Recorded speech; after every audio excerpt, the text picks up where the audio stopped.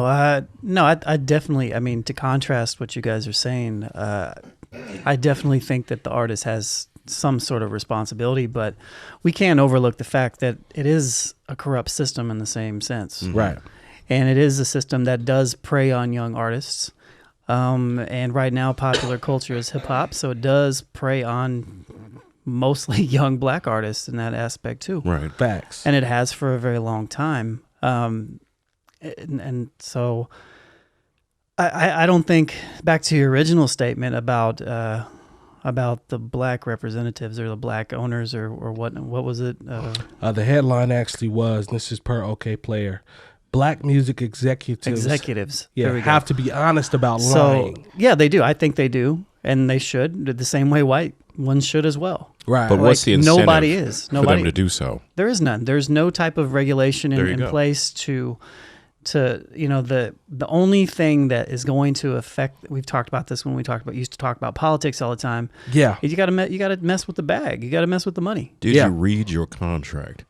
That's important, but at the same time, like, you got to, it goes across the board. It goes across the board when you have people preying on people that don't know any better. Right. That is a problem. Like, regardless of if people read their contracts or not, like the fact that people are legitimately preying on people and signing them to shitty deals, still to this day. Yeah. It's the American way, unfortunately. That is a problem. That is a legit problem. To the point to where we're even here kind of discussing, like, well, you should read your contract. Well, it is fucked up. Like, regardless, you should read your contract because it's fucked up. Yeah.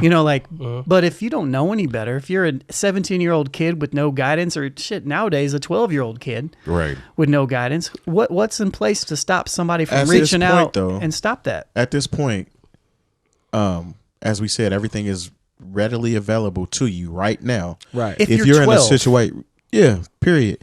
But if you're in a situation to where you're going to sign and make millions of dollars, there's no way that you walk in anywhere without some kind of representation. Dolo. Yeah. Who knows? I don't know. I don't know that to be fact. You would hope so. Nah, I mean, it's not fact, but you would think that someone was in the right mind frame to do that. And I'm not trying to give Puffy or whoever a pass, because I mean, he has a history of artists not eating like they probably should have. Oh, 100%. This is not random. Right, but on the flip side, you have LaFace Records. Yeah. You know what I'm saying? Everybody ate over there. I mean, they were following them. But remember, TLC was also that's true. That is very true. They had issues. But once again, it's when you sign to these. Remember, if you sign a Bad Boy, okay, you're signed to Bad Boy. That's the crew. But Bad Boy is a part of Arista. Arista is a part of, I think it was BMG, Bertelsmann Music Group at that time. Goes uphill. So all that, like, and artists got to understand this. Everybody gets paid before you. Everybody got to eat. Everybody, the musician, the engineer, the producer, everybody gets paid before you. And you're paying for all of this out of your pocket. Oh, yeah. I remember we used to do these things called record pool meetings when artists would come to town, when I was running a record pool, of course. And, if we were at a place like Hooters or something, and when all the DJs come in and they get drinks and they order crab legs and all this stuff, you got to understand. Balling, I see you. That's not the record company being cool. That was a different era, too. That's on you. Like, when they used to send out vinyl, every piece of vinyl and the amount of artwork it goes out of you. That comes like, so I remember we would get 2 copies of every single. That's 60 pieces of vinyl. I'm one record pool in one city. Right. So you multiply that by 50 states, and then you go internationally.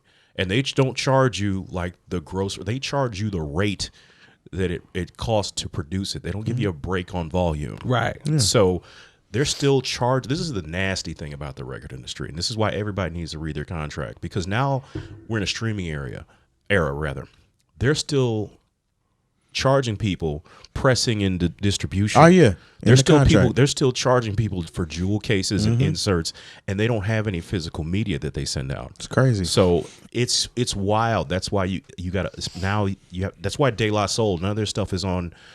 Is being streamed of their first Tommy Boy stuff, because it's like still old contracts that had nothing to do with streaming. A lot of that was copyright stuff, though, too, wasn't it? Yeah, definitely. That was part of it. Yeah. Sampling also too, right? Was sampling in there as well? It's part of why you can copyrights. Copyright sampling, go on yeah. a lot of these. That's why a lot of soundtracks don't make it onto streaming services, because it's there's so many record companies involved with creating a soundtrack, and okay, this person might own 12% of this particular record, and so that one person can hold up a whole entire soundtrack from going on a streaming service. But y'all both hit on it.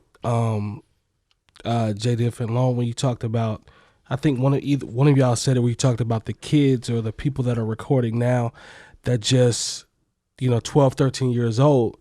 Like, to me, that magnifies it times 100 if they don't come in equipped. What is equipped? Like, is it mom, the lawyer, and whomever? Like, who knows what the situation is when these people come to the tables now? You know what I'm saying? And these same contracts are being presented. Like, it's just... It's very weird to think about that dynamic, to me, in my opinion, because we're snatching people from offline that are 15 or 16 years old that have a presence and have X amount of followers that are just they need their Joe Jacksons. They're facts. They're just thrust into stardom, and I'm like, yo, who are these people coming to the table with to negotiate these? We don't want to do the beatings. We ain't here for that. But do you see what I'm saying? Like, that's... Well, yeah, I mean, I said it. So, I mean... That's what I'm saying. Like, it's different. I'm giving you P's is what I'm saying. I'm giving y'all P's for saying that. I feel like if and when everything gets revamped, I think it has to be around the publishing model. And I feel like... I mean, don't get me wrong. We have companies like ASCAP and BMI and stuff like that that try to do right by the artists, and such, but there's something with the model. Like, you can't. This is the Spoolz. Shouts to Spoolz. This is Spoolz' point. Like, it's a capitalistic thing, right? Yeah. To go and grab somebody and to get as much money from this person as quick as possible. Yeah. Without regard to anything, whatever. Sign them to a shitty deal, make all their money, move them on to the next. That's the era we're in. Shit operates like the government. I mean, the artist is the face. Yeah. And then the thing is, if you don't write and produce your own songs, you can only expect so much money back. That's tough. For sure. That's real. That's tough. But, I don't know what else really to say on. I think we kind of beat it to death. But I do think it needs to be revamped. I'm not sure exactly what needs to be done, but I wouldn't personally be opposed to some sort of revamp in who's allowed ownership in specific things. Like as a creator, like I'm weird about ownership in general. Like anything that I make, whether it be a song, something I produced, something a curriculum I wrote, it's mine. I made it, and the sharing of ownership of that, I get the long-term deal because you can revamp the money in the long run, and I get all that, but I think there needs to be some sort of cap or something on some of that stuff, and I think ownership needs to be in the hands of the artists more so than the other way around. But I don't know if I'm in the minority there. This is the best time for that. Yeah. Being that you can pretty much make it without the record deal. Yeah. You can, and they know that, though. And that's to Jay Moore's point and the point that you had too. I mean, there is, regardless, you can't take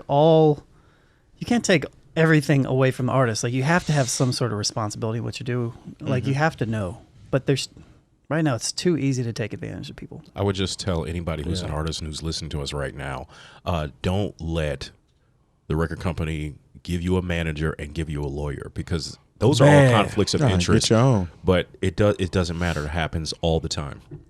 It was like, oh no, we like in the boy band con, it's like, no, we got a lawyer for you. It's cool. Yeah. What's he gonna say? He's siding with the guy with Lou Pearlman. Yeah, because he's making more than the group was. 100%. He actually wrote himself as he's gonna get him more business. member of the group. I was like, that's the grimiest shit I've ever seen. And he kept repeating that same process over and over. Yeah. Hey, but it's legal. But once again, this legal. is also about your leverage as an artist. 100%. If you wind up having a hit album, you need to go back in there and renegotiate terms. It happens all the time. You can't be afraid to go in there and ask for your money.